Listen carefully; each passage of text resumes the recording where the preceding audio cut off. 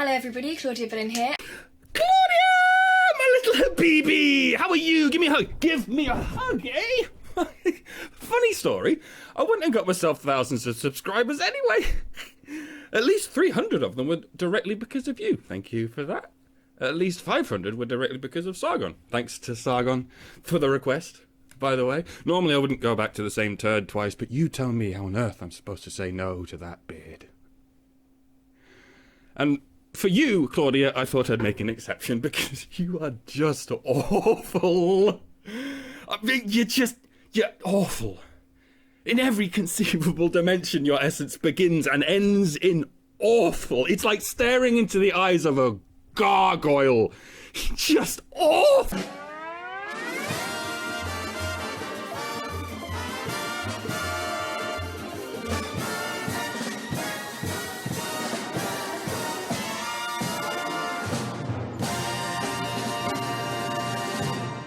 And today I'm going to tell you the most annoying thing people can possibly say to you when you're depressed, mentally ill, or otherwise just upset. You certainly are. You began doing that the very second your face started vibrating there. You have a certain timbre in your voice. I call it the scarlet noise. Much like the brown noise causes people to involuntarily shit their pants, the scarlet noise causes people to involuntarily chew rabidly at their wrists until they could bite off an artery. I've only been listening to you for 10 seconds and I already feel like killing myself. And maybe some other people. That statement is, you're not allowed to be sad. Oh, shit. Well, I would tend to agree. Telling someone they're not allowed to experience an emotion is fucked up beyond all recognition. In fact, it's nothing short of totalitarian thought policing. Do people really tell you that you're not allowed to be sad, Claudia? Or do they tell you to grow the fuck up? Because there are children in Africa starving and people with cancer dying out there. Well, let me explain to you how African people and cancerous people have the worst deal at the moment. You see, if I see a rich cancerous African and a homeless cancerous African, I'm going to give the money to the homeless cancerous African, and that's why we focus on rich English twats. I agree with you. How the fuck do you do that? Is that supposed to make me feel better? No, Claudia, people do not say these things for your sake. I know it seems to you like when other people speak, their only goal should be to lavishly decorate your insecurities with a thick canopy of sycophantic foliage, but alas, no, they are saying these things not for your sake, but for the sake of the cancerous Africans. Because it's difficult to build sympathy for the cancerous Africans when we've got millions of rich white twats demanding all the sympathy for their first world fucking problems and getting it. It's like we're trying to ship some food parcels out to Uganda, but first we have to push them through a festival crowd of whinging directionless cunts claiming their chihuahuas need it more. In fact, the Africans, for the most part, don't even want the handouts. They're not like you. They want to be self-determined. They keep telling us, stop sending the food. It's only going to the warlords anyway. See, in Africa, the warlords are the ones who act like victims, who spread hateful propaganda and who brainwash children, whose selfish draining of the environment's resources creates a mass underclass of people who have nothing better to do than breed. Thank fuck we don't have anything like that in the West! I mean, yeah, the knowledge of the suffering of my fellow human beings has really snapped me out of it. I'm great now. Thinking of those poor, dying people has just really lifted my mood. Thanks for that. Claudia, people say this to you in response to you telling them how sad you are. Why do you tell people how sad you are? Is it to make them feel better? Are you enriching them with knowledge of your suffering so that it might ease their suffering? No, Claudia, when you speak for the purposes of making Claudia feel better. When other people speak, they speak for the purposes of making Claudia feel better. I can see why this might look like a consistent model from where your head is sitting. But I feel it's my duty to inform you that in reality, that is in fact called being a dangerously self-centered brat. Now, I'm going to show you something you retweeted earlier this year in relation to the Yes All Women hashtag. Remember this? Now there is a yes all people hashtag on Twitter, because men literally cannot handle anything not being 100% about them 100% of the time. I really hope this isn't... Oh, terribly sorry, where am I managed? I really hope this isn't a generous guess, but I'd say more than 70% of the population can understand why I just hit my head on this desk. 2/3 of all the humans alive today could easily and elementarily explain to you how literally insane that statement is. And the idea that someone as demonstrably incapable of the most basic building blocks of logic as you are can be taken seriously by thousands of people is nothing short of skin-crawlingly frightening. It's where I'm getting the 30% estimate. There may well be 2 billion people out there who, upon registering that statement, would find it perfectly sensible. That is why I do this, Claudia. Because there may very well be 2 billion people out there who are just as shamelessly and dangerously warped as you. And I wouldn't mind, but they're running our fucking universities now, and our courtrooms, and our police forces. They invade spaces of critical importance, completely fuck up the ethical standards of that space, and then spend eternity blaming everyone but themselves for this culture of completely fucked up ethics. You've only been speaking for 30 seconds, Claudia. Look what's happened. This is what happens when you talk and you are listened to by people who are not completely fucking insane. They say, fuck your sadness, Claudia. They say everybody hurts. Take comfort in your friends. Because at least you have some friends. Claudia, you are not curled up under a tin bath in the Congo dying from cancer of the eye socket. People are trying to endow you with a sense of perspective, Claudia. Do you understand? I didn't realise that only one person in the world was entitled to compassion and love and attention due to negative circumstances at one time. Well, now you do. You're one step closer to understanding your problem. The next step, Claudia, and I just gave you a clue, is figuring out whom that one person is. Do I have to enter myself into a competition for this title? The title of most selfish brat on the face of any planet ever? My dear, I will enter you myself. You may interpret that turn of phrasing any way you wish. You have my consent to rape my words, my little ashtray. Since when did our misery have to be measured against other people's misery and come out on top in order for it to be valid?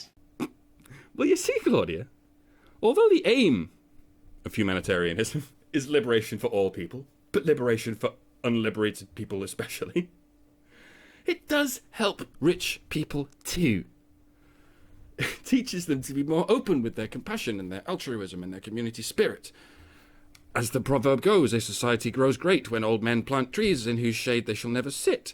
And as those crafty Greeks neglected to foresee, a society stops overgrowing cancerously when young women stop planting so many fucking weeds. Do these people have some sort of mental hierarchy in their brains where they rank everyone from 1 to 10 on the misery scale? Yes, Claudia, it's that sense of perspective I mentioned earlier. So you're at least capable of conceiving of such a thing, but your brain is very much rejecting it. Because that's a decimal ranking system, and you operate on a strictly binary system of Claudia equals 1, everyone else equals 0.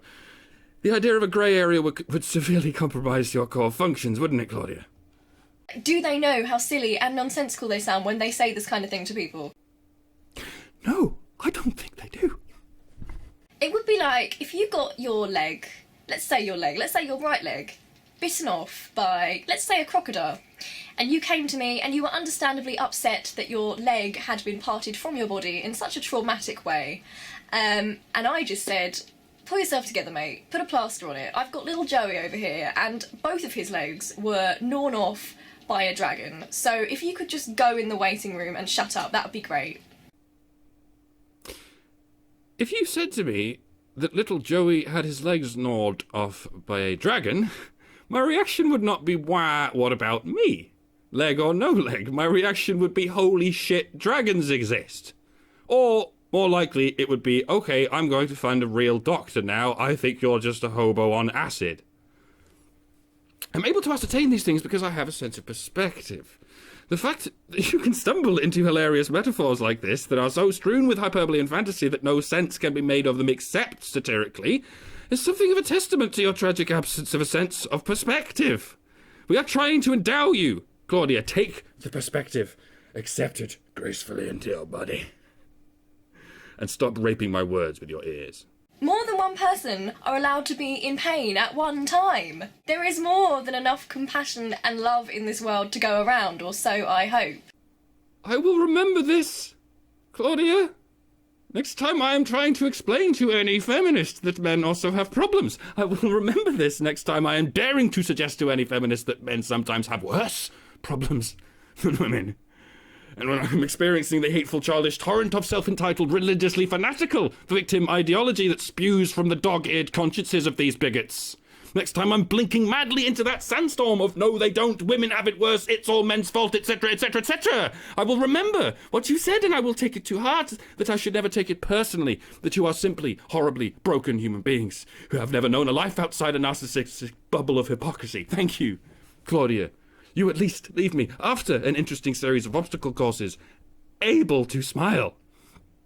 Now, do me a favour, Claudia, and spend the next few seconds explaining exactly what I and every sound-thinking person wishes to say to you.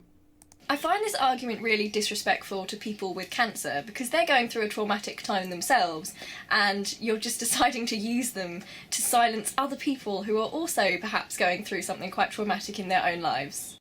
Yeah, Claudia, I know you haven't noticed this because you're clinically insane, but what you're doing in this video is saying, fuck your cancer, I'm sad. You people need to shut up about pestilence and famine because I've got problems with my... I don't know, do you need help building the Death Star? And then there's those slightly racist undertones going on with that starving children in Africa picture. And if I'm not very much mistaken, you're about to say something along the lines of, fuck the starving niggers, I'm sad. I mean, yes, there are starving children in Africa. That is correct. There are starving children in most countries in the world. Africa isn't actually a country. Africa is a huge and diverse continent full of lots of different varied types of people in various situations. Africa is not some far-off monolith made up of pitiful brown people that we white people can use in our disaster and white saviour porn. What I'm saying is that your feelings and emotions are always valid, and that's because you're feeling them. It doesn't matter what triggers them off. If you're feeling them, then they're important. Called it. Do not get wrapped up in some person's ableist, small-minded, patriarchal misery grading system. And instead just get wrapped up in me! Because I'm more important than a continent! Silencing people and making them bottle up their feelings can only lead to misery, and sometimes it does lead to death. Amplifying people and making them projectile vomit their feelings can only lead to mass hysteria, and sometimes it does lead to war! If more people felt comfortable talking about their feelings, then less people would hit crisis point, and there'd be so much less suffering in the world. Tell us how you feel, Adolf! If we live in a society where people are going to be labelled as attention-seeking, selfish, manipulative or drama queens for expressing their true emotion, then less and less people are going to reach out for the help they need when they hit their breaking point. You're right. We shouldn't treat people like attention-seeking, selfish, manipulative drama queens when they're not being attention-seeking, selfish, manipulative drama queens. But what about when people actually are being attention-seeking, selfish, manipulative drama queens? Are you aware that these things do happen? And do you have a plan for such an eventuality? Do you have a fishnet that can pull in those like you but not you? I didn't think so. That is why your ideology has no boundaries at all. It is a colossal shoal of very bemused guppies, swimming wherever the fuck they like because we killed all the sharks. Do you get what I'm saying? That's why women are free to wander around wearing meat. And for your next sentence, Claudia, I'd like you to see what happens if you exchange starving Africans and people with cancer for women and minorities in the West, bearing in mind which of these sets has bigger problems. So ignore those emotion policing bullies, and the next time they tell you you're not allowed to express your sadness because there are children starving in Africa or there are people dying of cancer, ask them exactly what they are doing to help said starving children and people suffering from cancer. Watch them mumble incoherently and get really embarrassed, and then cry all over them because clearly they hate the emotion. Hatred is an emotion. That may be news to you, Claudia. It's easy to lose sight of this when hatred takes over your entire philosophy. You never even told us what your problem was, Claudia. You weren't interested in discussing the intricacies of the healing process. You were only interested in dismantling it and replacing it with a Play-Doh pillow fort that bends to your every selfish whim. You spent 3 minutes telling us you're more important than starving Africans and cancer, regardless of what your fucking problem is. That's straight up evil, Claudia, and evil is born from unacknowledged hate. It's what happens when you believe yourself incapable of hate. If you believe yourself incapable of getting a tapeworm, then the tapeworm you will inevitably get will take over your body. It will poke its ass out of your left nostril, curl upwards and dance the Macarena in front of your very eyes, and you will swear until your dying day that it is someone else's tapeworm. You have every right to feel bad sometimes, and you have every right to express that. We have every right to tell you to grow the fuck up. As and when your problems are not worth getting sad about, Claudia. This has been Claudia Boleyn. I hope you have a wonderful day. Love you. Bye.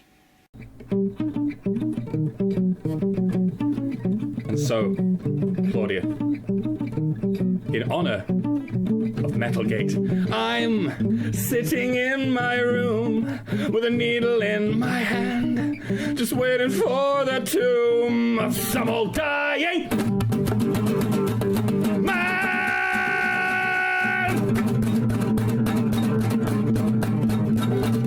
Yo, my tapeworm tells me what to do.